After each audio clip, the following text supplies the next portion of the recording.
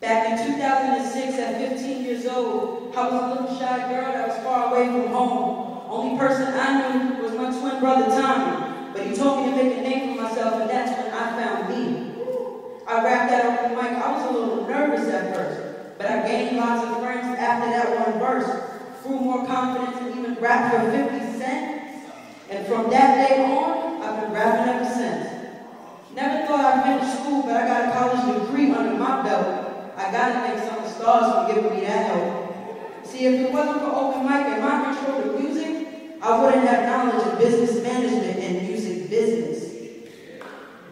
6 years ago, I couldn't tell you where I'd be in 5 years, but in 5 years, I had plenty of ups and downs, smiles, frowns, losses, and especially growth.